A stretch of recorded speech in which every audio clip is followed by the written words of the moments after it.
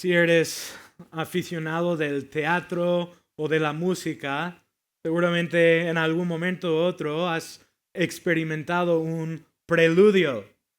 El preludio es este acto en los momentos antes del comienzo de la obra principal, cuando las luces pueden atenuarse y un silencio cae sobre la audiencia y los músicos comienzan a tocar un preludio. Y el preludio tiene una función vital.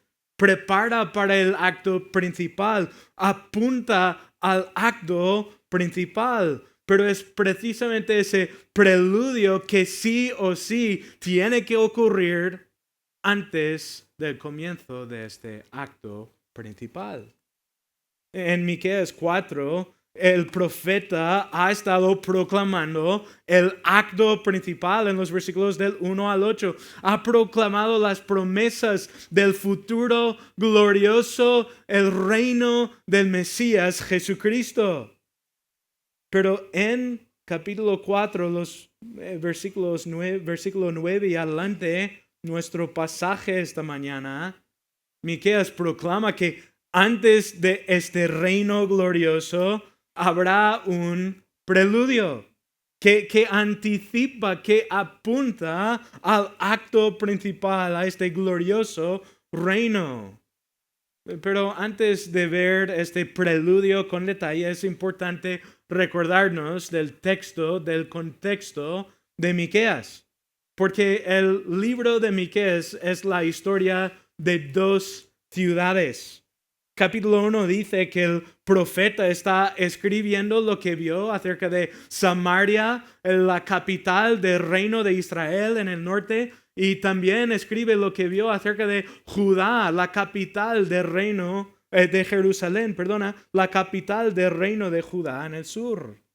Y lo que ve acerca de Samaria realmente es abrumador, porque por causa de su idolatría e inmoralidad, Samaria sería juzgado. El juicio de Dios caería como martillo sobre ellos. Y pocos años después de escribir esta profecía en capítulo 1, este juicio cayó en el año 722 a.C., cuando la ciudad fue brutalmente arrasada al suelo por el ejército de los asirios y el pueblo fue masacrado y llevado al cautiverio.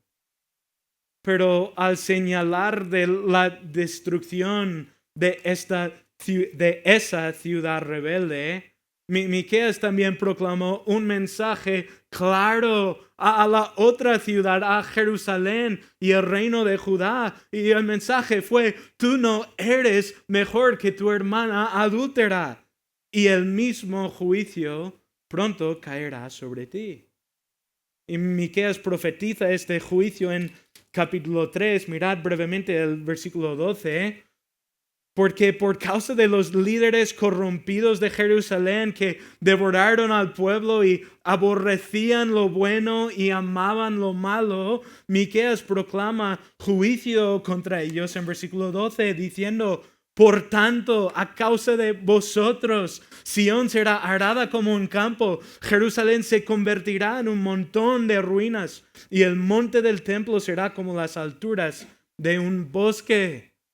Miqueas aquí profetiza juicio contra Jerusalén, juicio que vendría 100 años después, en el año 586 a.C., cuando los babilonios invadieron la tierra, arrasaron a Jerusalén al suelo, mataron al pueblo y llevaron a los sobrevivientes al cautiverio. Pero es a la luz de este juicio abrumador y cierto y merecido que Dios en su gracia proclama lo que su pueblo, que pronto caería bajo este juicio, tanto necesitaba escuchar. Les proclama la escatología, proclama las cosas venideras, proclama una esperanza de un futuro tan glorioso que sobrepasa cualquier sufrimiento que pudieras tener ahora. Porque en capítulo 4, Miqueas proclama el reino glorioso de Cristo. Proclama lo que pasará, dice versículo 1, en los últimos días, cuando Dios restaure Jerusalén y el templo y restaure al pueblo del reino.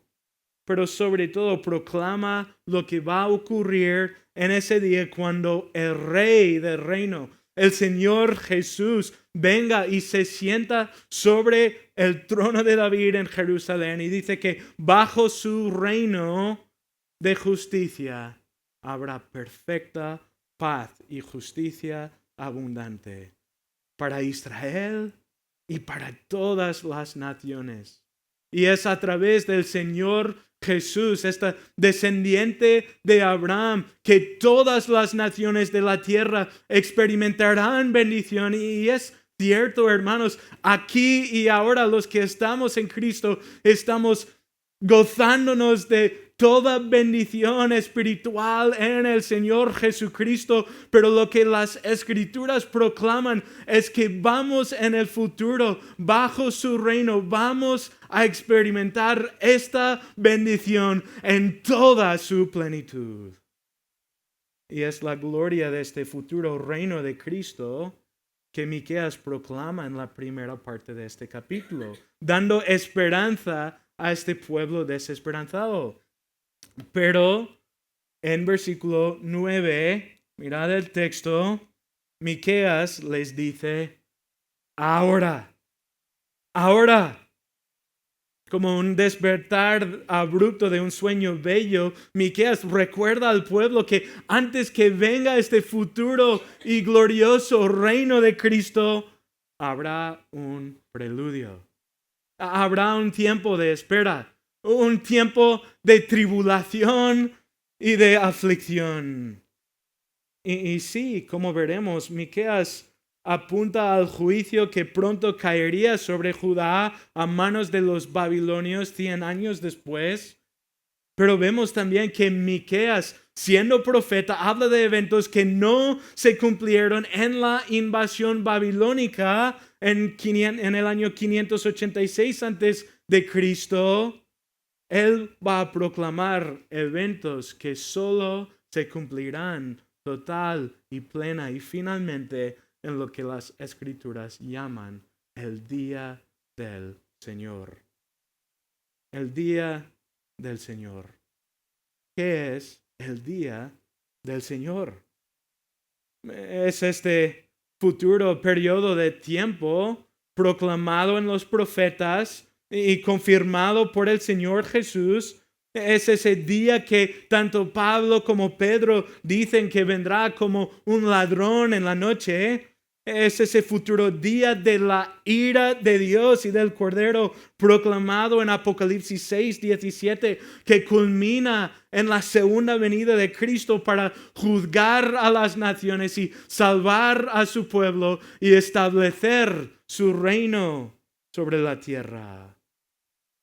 Y como artífices hábiles, los profetas van cada uno aportando distintas piezas del mosaico glorioso de ese día, ese evento. Y en este texto, Miqueas va a proclamarnos dos eventos del día del Señor que son parte de este preludio del reino, dos eventos que tienen que ocurrir antes que Cristo venga para establecer su reino sobre la tierra.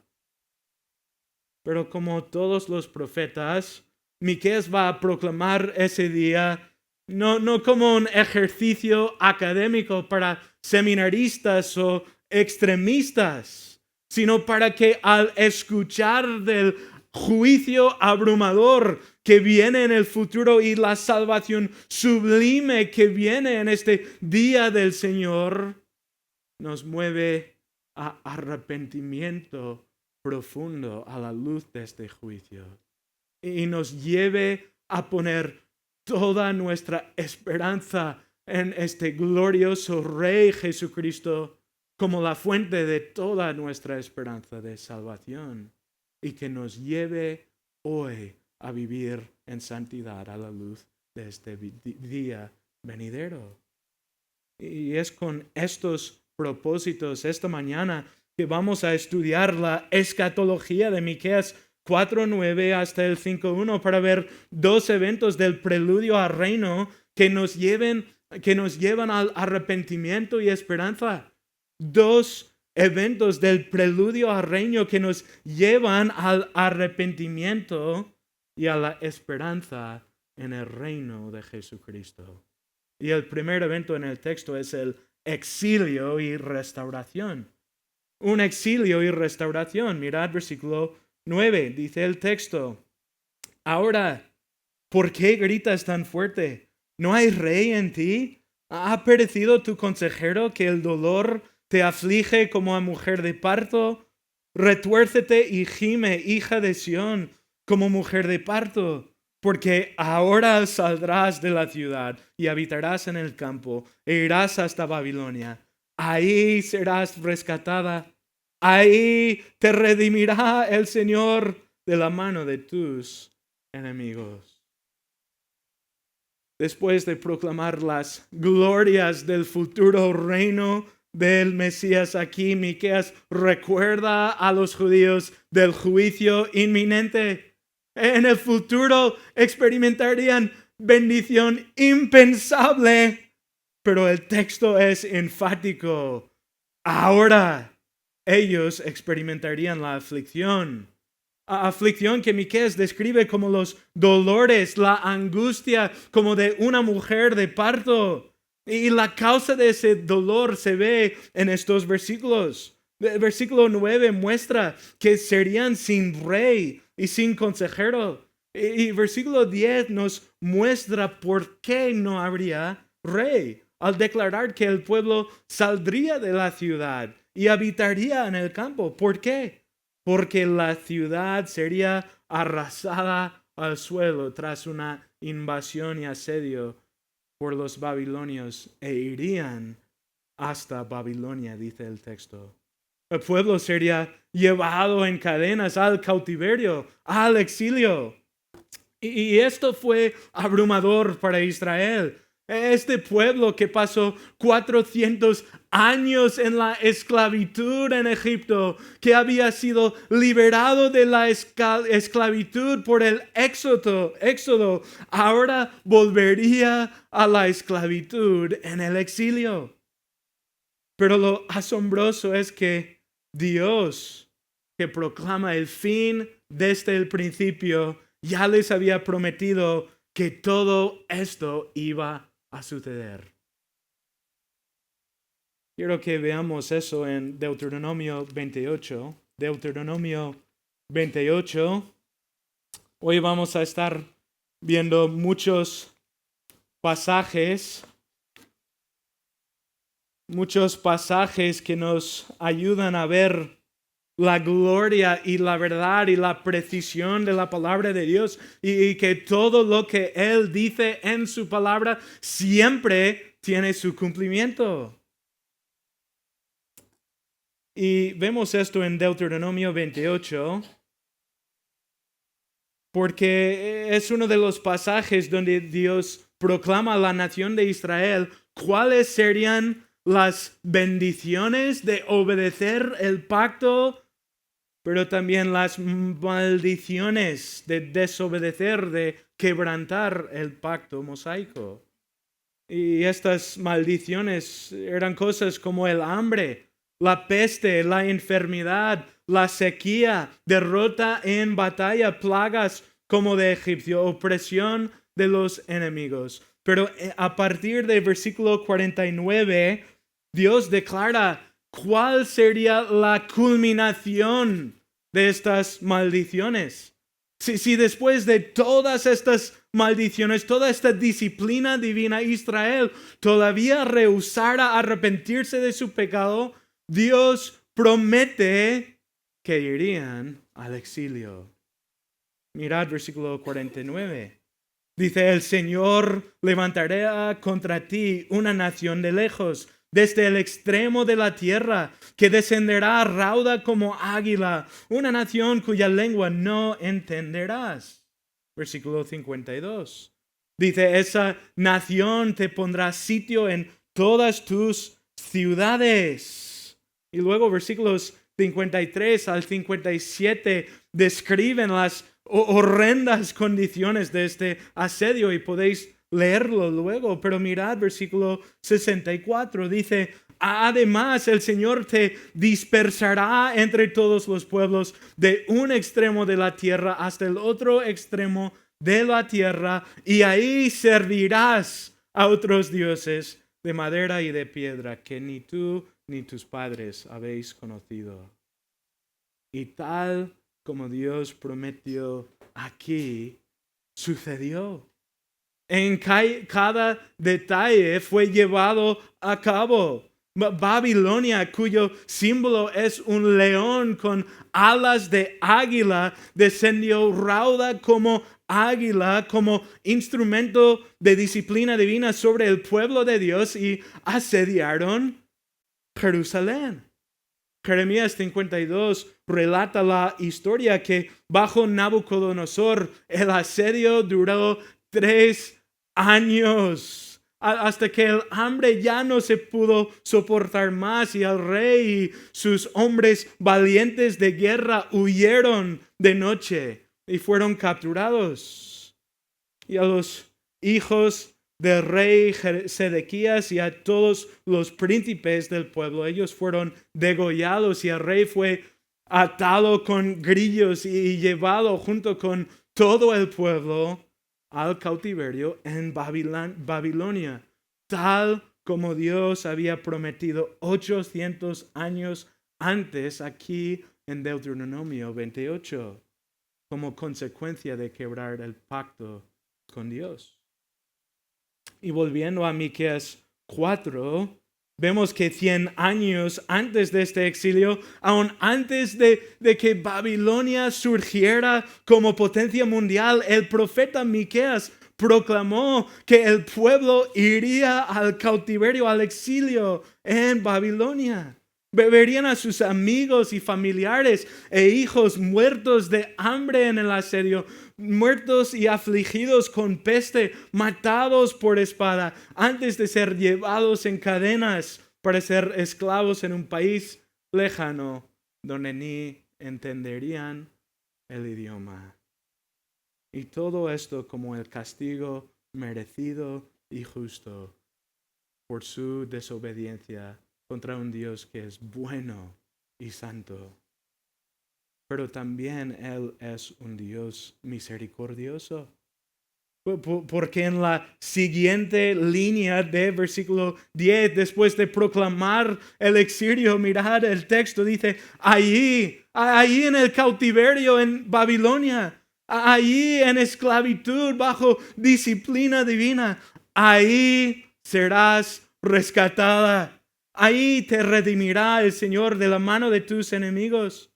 Y en esto vemos el glorioso carácter de Dios revelado.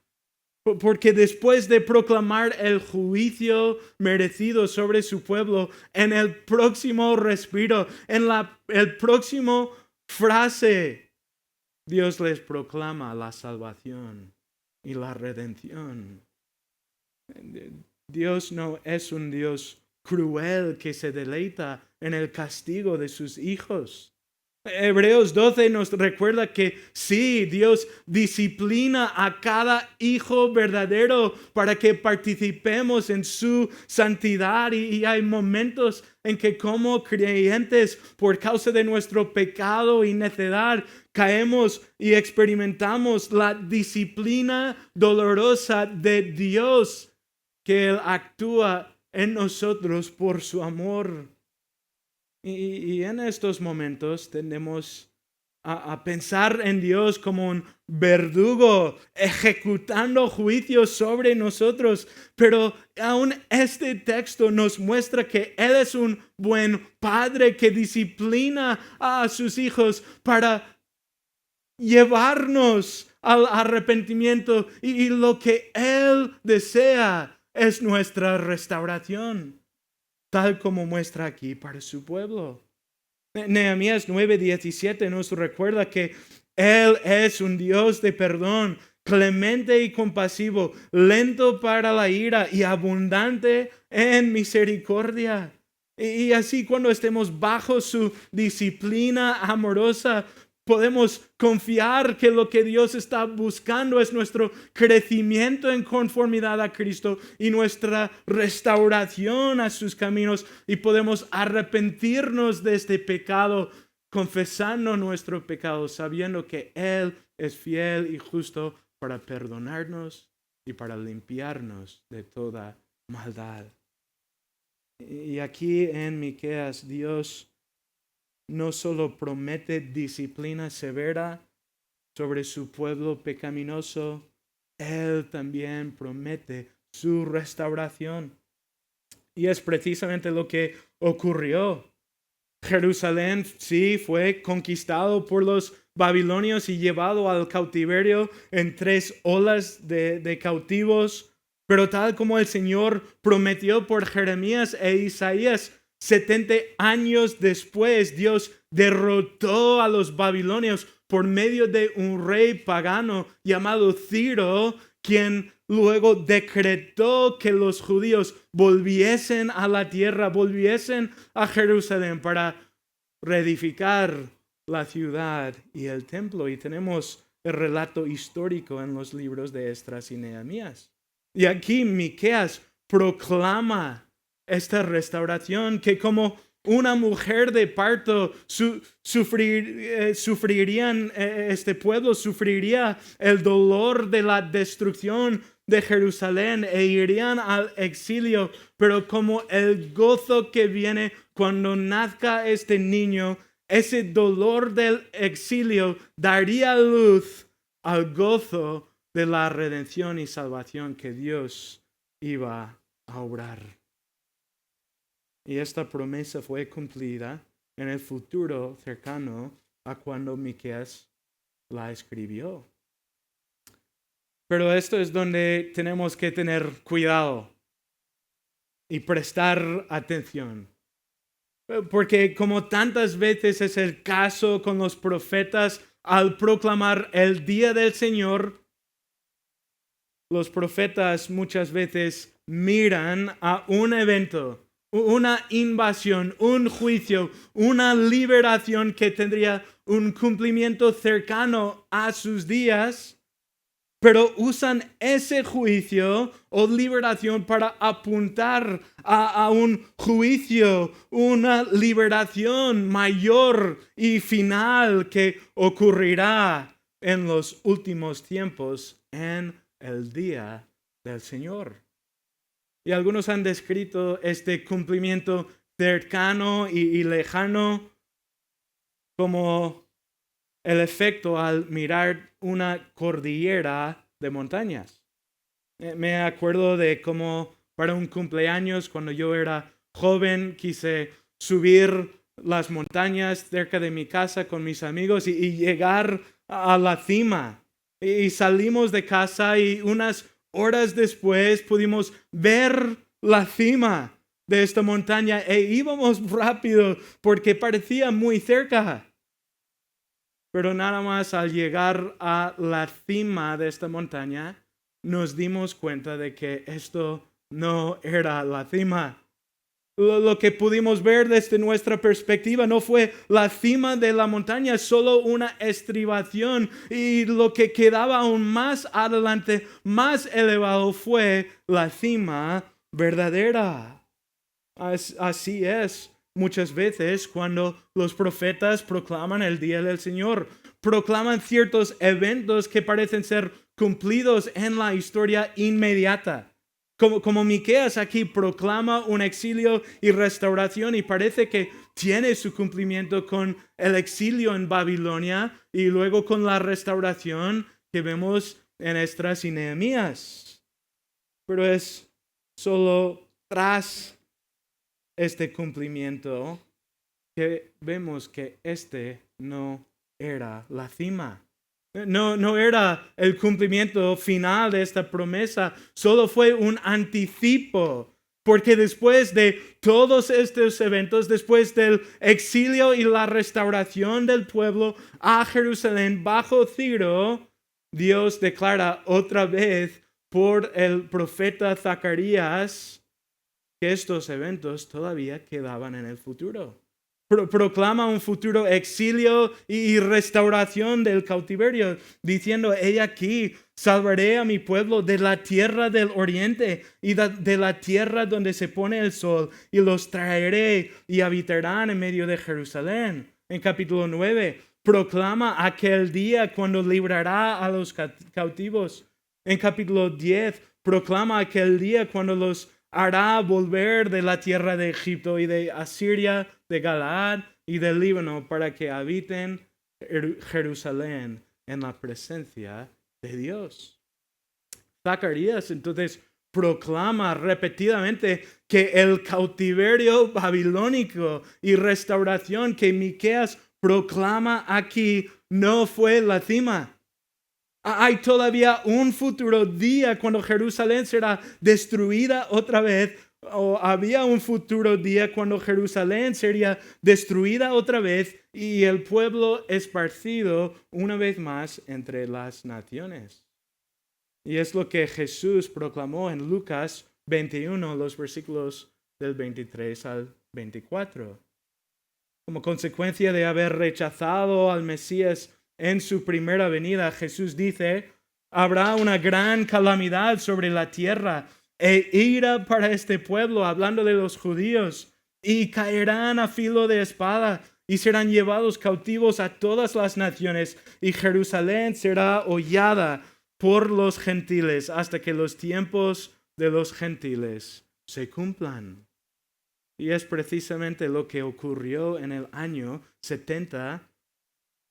Jerusalén fue otra vez destruida, el templo arrasado por los romanos bajo Tito. El pueblo fue masacrado y los sobrevivientes fueron dispersados, llevados otra vez al exilio. Y hasta el día de hoy Jerusalén está siendo hollada por los gentiles. Pero dices, bueno, hay un estado israelí y Jerusalén pertenece a Israel. Bueno, realmente no es así. Las Naciones Unidas consideran Jerusalén Oriental como la capital de Palestina. Y quiero recordaros que hasta el día de hoy, en el lugar donde antes estaba el templo de Dios, ahora hay una mezquita. Jerusalén todavía está siendo hollada por los gentiles. Pero lo que Miqueas profetiza aquí es que en el futuro Yahweh una vez más va a redimir a un remanente de Israel, va a convertir sus corazones bajo el nuevo pacto por la fe en Jesús y va a restaurarlos a la tierra para experimentar paz y abundancia y bendición bajo el reino justo del Mesías. Y Miqueas proclamó este evento, este preludio al reino en el exilio y la restauración siglos y siglos antes de que va a suceder. Pero también en este texto proclama un segundo evento en este preludio al reino. Miqueas está mostrándonos lo que tiene que suceder antes que venga este día que ha descrito en versículos 1 al 8, cuando el Señor Jesús establecerá su reino glorioso y hay paz y bendición global. Dice que ahora, antes de este reino glorioso, habrá un preludio. Primero en este exilio, pero en versículos del 11 al 13 proclama un segundo evento que precede el reino glorioso de Cristo. Y ese evento es una gran batalla de juicio. Es una gran batalla de juicio sobre las naciones. Mirad Miqueas 4:11. Dice, pero ahora se han juntado contra ti muchas naciones que dicen sea profanada y que se deleitan en Sión nuestros ojos. Mas ellos no conocen los pensamientos del Señor, ni comprenden su propósito. porque los ha recogido como gavillas en la era. Levántate y trilla, hija de Sión, pues yo haré tu cuerno de hierro y haré tus pezuñas de bronce para que desmenuces a muchos pueblos, para que consagres al Señor su injusta ganancia y sus riquezas al Señor de toda la tierra. Otra vez vemos esta palabra ahora. Miqueas aquí describe otro evento que precede el establecimiento del reino de Cristo sobre las naciones desde Jerusalén. Indica un momento en que muchas naciones se juntarán contra Jerusalén. Al principio de este capítulo, los primeros 2 versículos, Miqueas proclamó que en el futuro, bajo el reino del Mesías, las naciones subirán a Jerusalén para adorar a Yahweh, para aprender de la ley de Yahweh. Pero versículo 11 proclama que antes de venir a Jerusalén para adorar a Yahweh, las naciones vendrán a Jerusalén para devorar la ciudad de Yahweh. Y su propósito se ve en su deseo en el texto. Dicen, sea profanada. Quieren que esta ciudad santa sea llenada de todo tipo de inmundicia de las naciones. Dice que se deleiten en Sión nuestros ojos. Son como un niño mirando un chuche, deseando, anhelando devorarlo. Y así las naciones querrán devorar Jerusalén, dice el texto. Pero el versículo 12 que proclama que Dios tiene otros planes. Mirad el texto. Mas ellos no conocen los pensamientos del Señor, ni comprenden su propósito.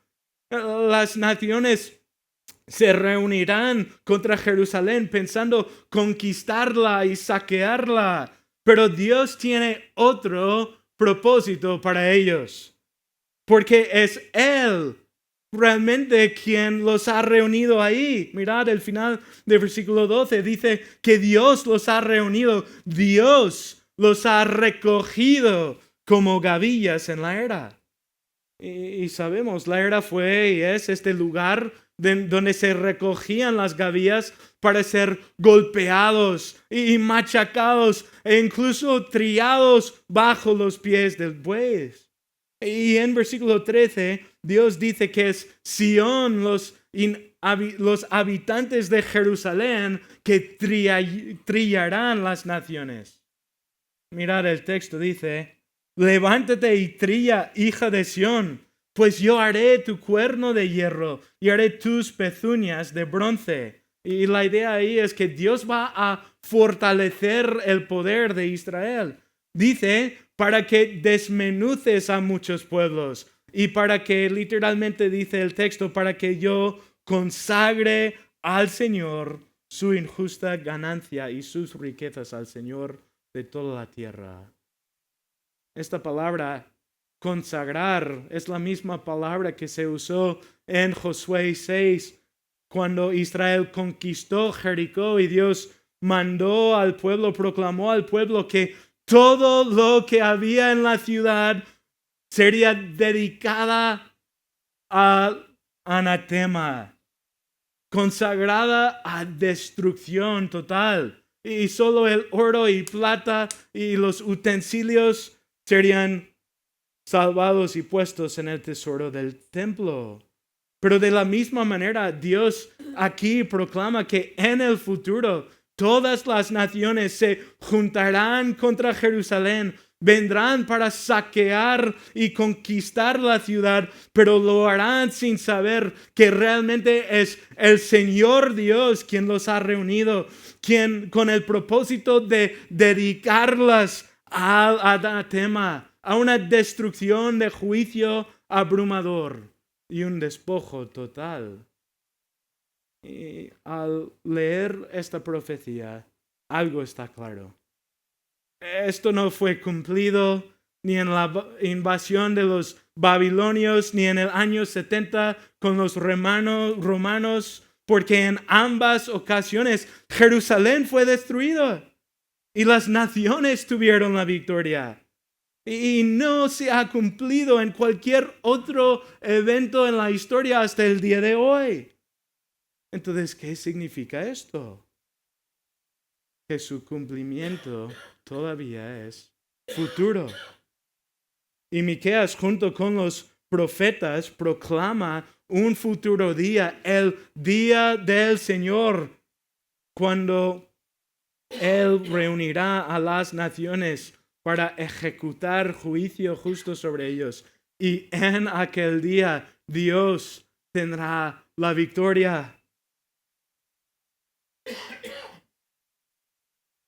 Los profetas una y otra vez proclaman ese día y esta gran batalla como una pieza esencial de este mosaico que es el día del Señor.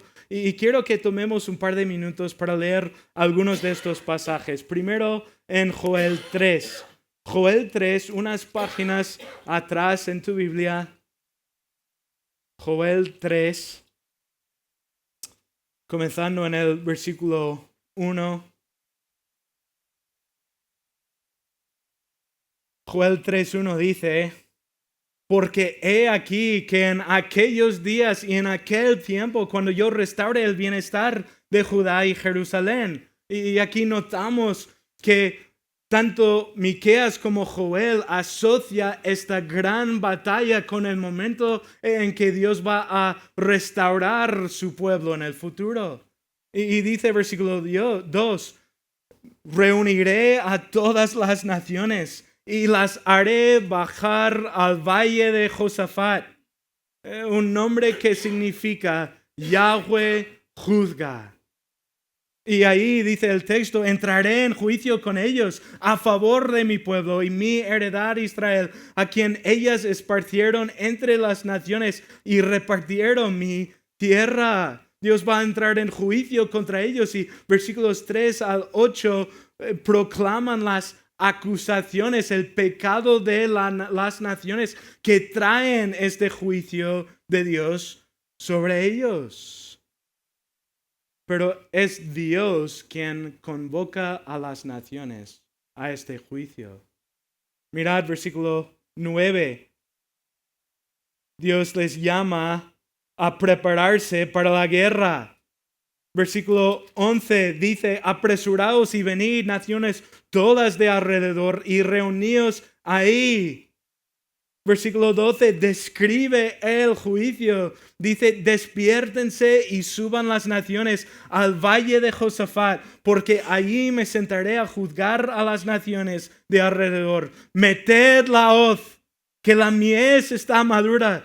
Venid, pisad, que el lagar está lleno. Las tinajas rebosan, porque grande es su maldad. Multitudes, multitudes en el valle de la decisión, porque cerca está el día del Señor, en el valle de la decisión, el valle del veredicto.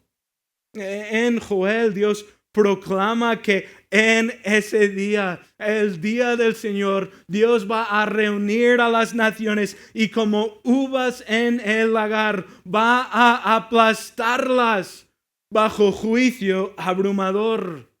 Y será un día terrible. Mirad versículo 15. El sol y la luna se oscurecen y las estrellas pierden su resplandor. El Señor ruge desde Sión y desde Jerusalén da su voz. Será como león que despedaza a las naciones. Y dice, tiemblan los cielos y la tierra. Pero el Señor es refugio para su pueblo. Hermanos, esta batalla va a ser terrible. Día de ira y espanto, y solo uno saldrá victorioso en ese día, y es el Señor. Y un pueblo humilde que se refugia en Él. Este día también se proclama en los otros profetas, incluso Zacarías. Vamos a Zacarías 14. Más adelante en vuestras Biblias, si llegas a Mateo, puedes volver atrás un par de páginas. Mirad, Zacarías 14, versículo 1, dice, He aquí, viene el día del Señor, cuando serán repartidos despojos en medio de ti. ¿Qué significa esto? Significa victoria total. Versículo 2. Y yo reuniré a todas las naciones en batalla contra Jerusalén. Dios es quien los llama a la batalla. Y será tomada la ciudad y serán saqueadas las casas y violadas las mujeres. La mitad de la ciudad será desterrada, pero el resto del pueblo no será cortado de la ciudad. En ese día Dios va a reunir a las naciones y van a asediar Jerusalén y la ciudad va a estar en peligro, a punto de caer, a punto de la derrota total.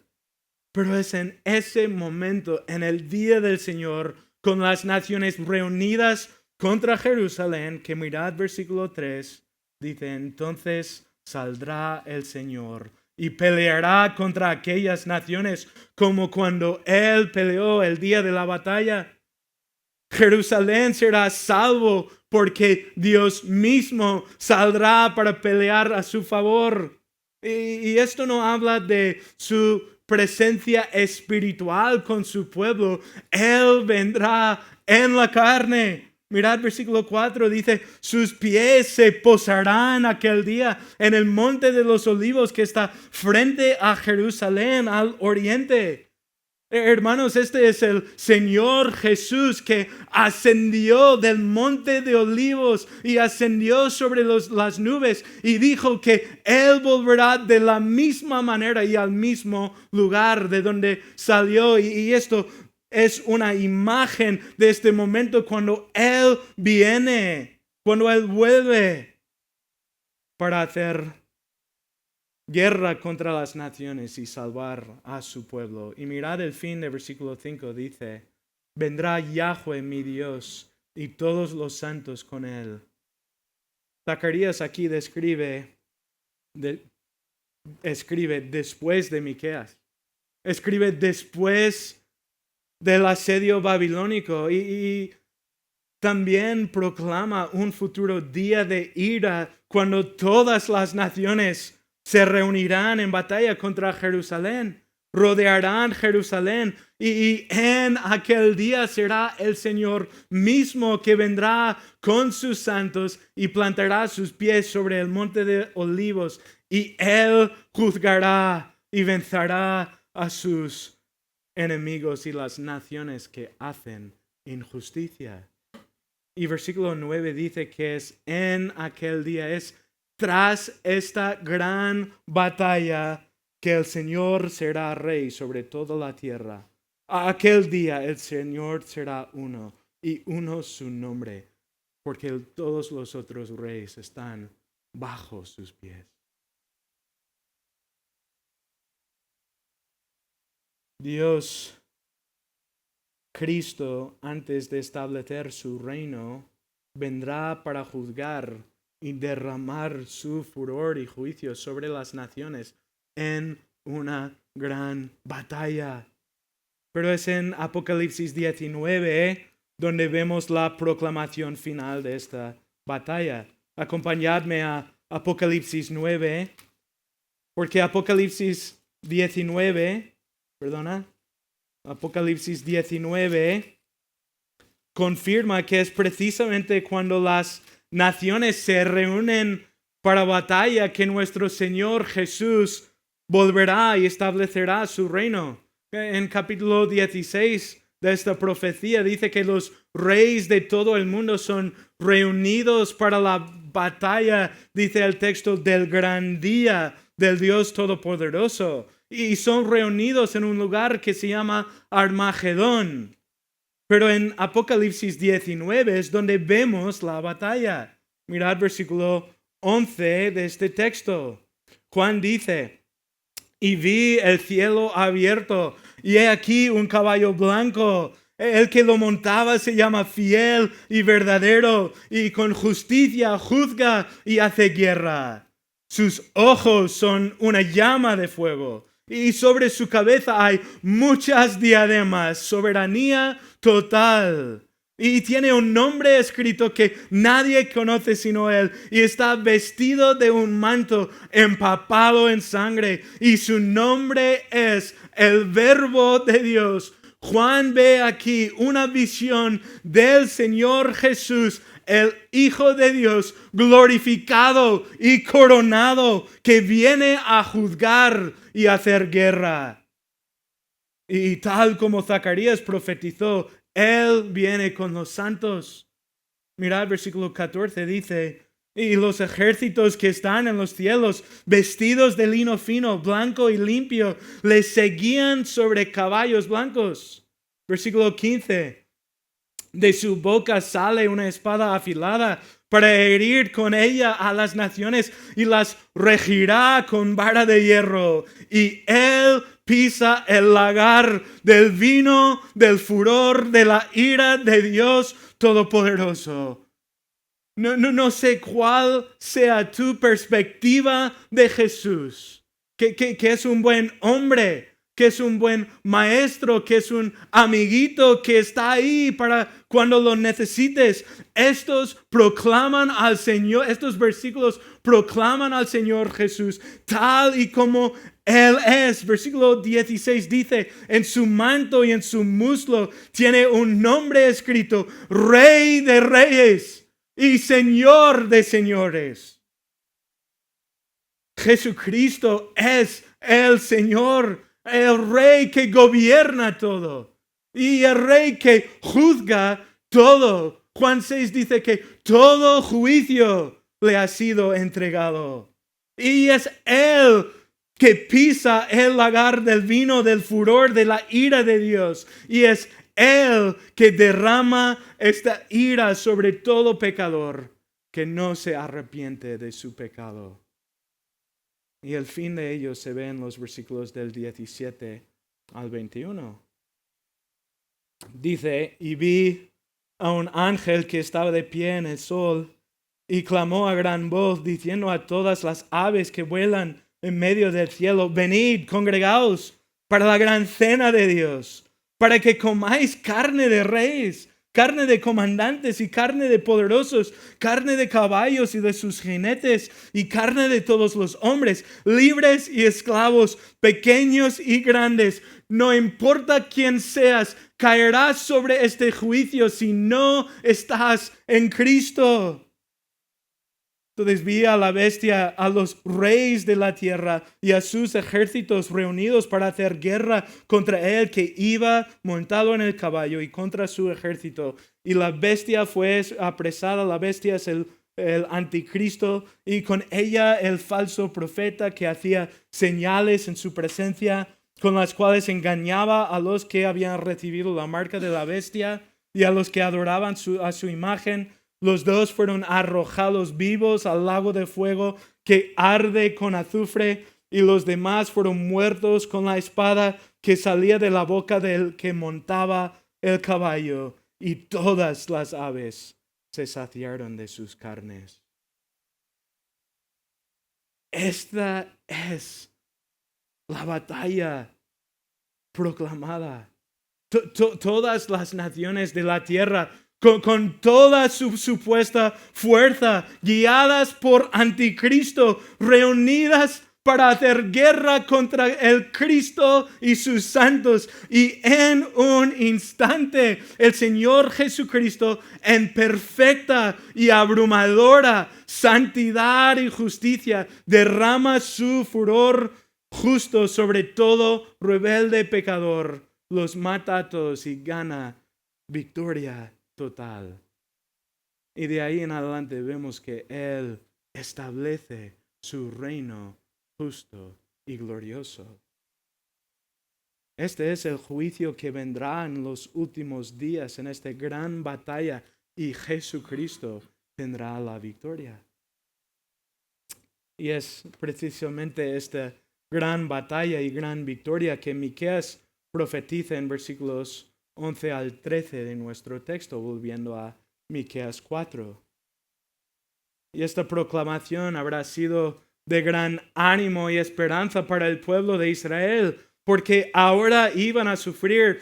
Miqueas vuelve en capítulo 5, versículo 1 a decir, ahora agrúpate en tropas, hija de guerreros. En otras palabras, prepárate para la batalla. Dice, han puesto sitio contra nosotros, con una vara herirán en la mejilla al juez de Israel. En otras palabras, tu rey va a ser vencido y abofetado de la manera que solo un rey conquistado puede ser.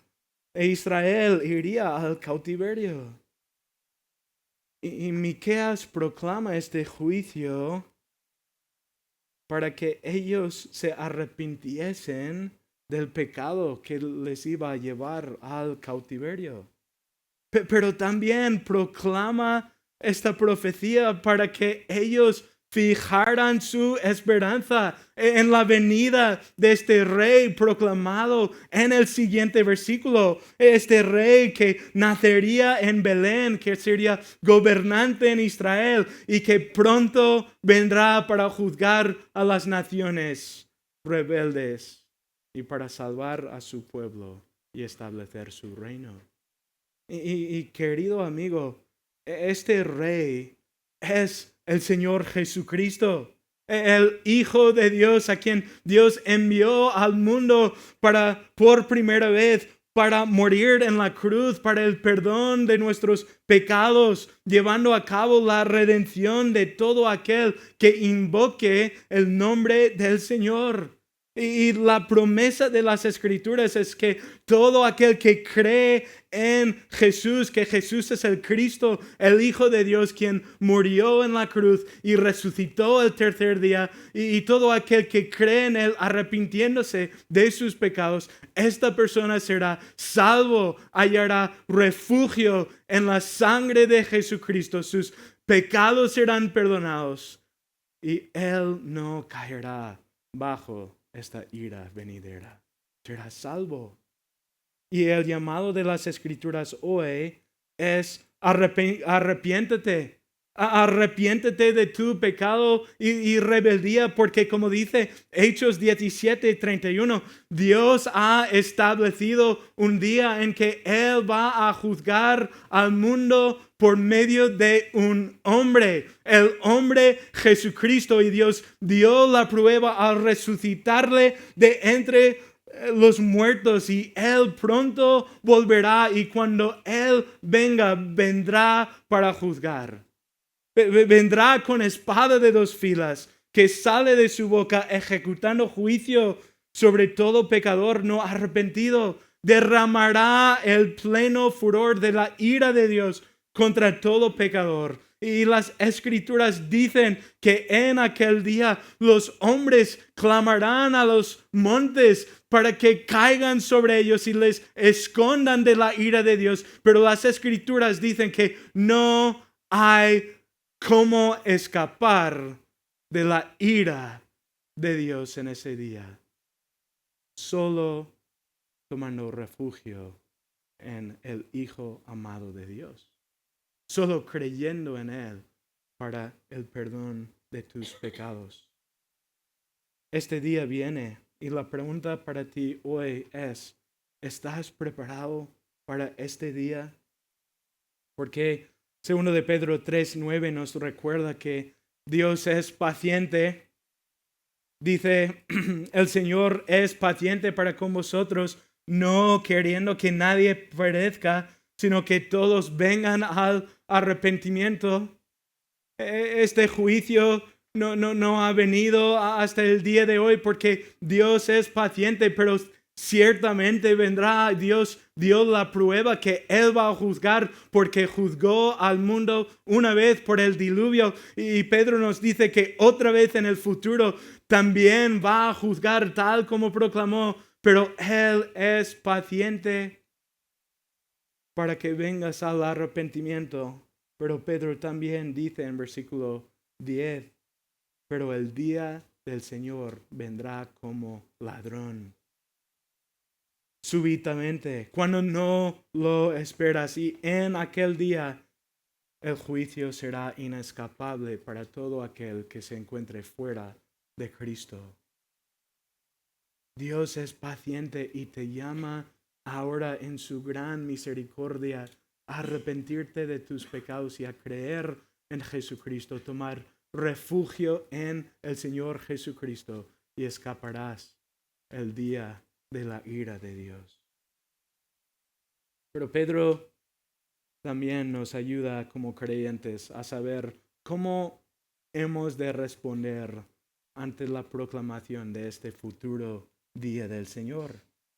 Dice en 2 de Pedro 3:11 que a la luz de este juicio venidero, ¿qué clase de personas no debéis ser vosotros en santa conducta y en piedad? En otras palabras, si tú sabes que Jesús viene a juzgar el pecado y derramar su ira sobre la idolatría e inmoralidad del mundo, entonces no participes en esta inmundicia e inmoralidad.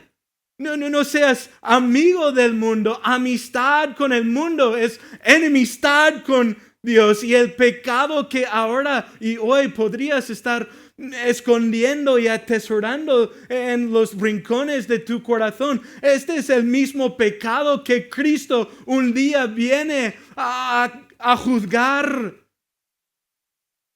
Para el que está en Cristo ya no hay condenación, pero a la luz de este furor e ira que viene, el llamado de Cristo es: arrepiéntete de este pecado y anda en santidad delante de Él.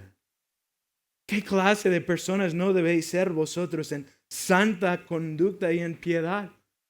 Purifícate de los pecados, vive en santidad y piedad, vive esperando, aguardando la venida de Cristo. Tantas veces estamos tan enfocados en el aquí y ahora que no estamos anticipando su venida.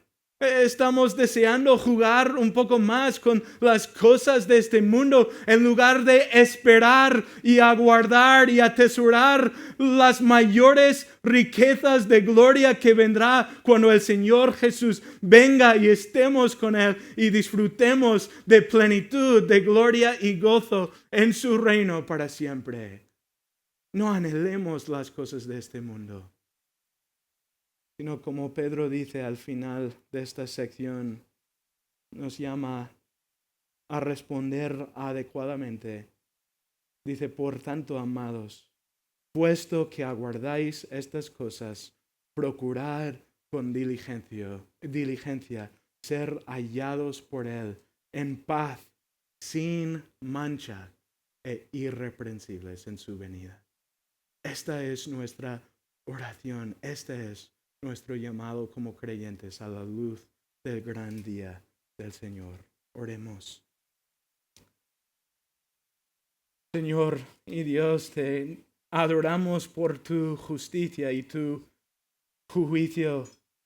Tú eres santo y bueno y perfecto y por esto tú juzgarás el pecado que ofende tu santa voluntad y lo castigarás con juicio abrumador y eterno.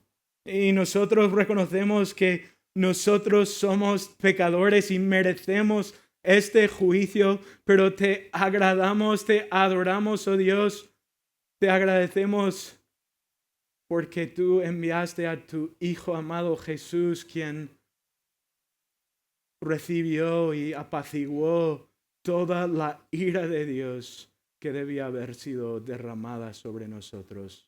Y Él soportó nuestro pecado y su castigo en la cruz, muriendo en nuestro lugar.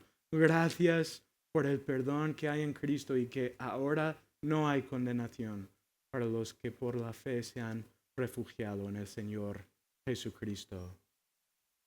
Pero a la misma vez, al ver este texto, Señor, rogamos que nos ayudes a vivir a la luz de la eternidad en santidad y justicia, alejándonos más y más del pecado y anticipando la venida del Señor Jesucristo. Y rogamos hoy, oh Dios, que tu promesa de este futuro juicio produzca en el corazón de cada pecador no arrepentido aquí un temblor, un terror a la luz de este juicio que ciertamente vendrá, tal como cumpliste tus otras promesas, tú cumplirás este.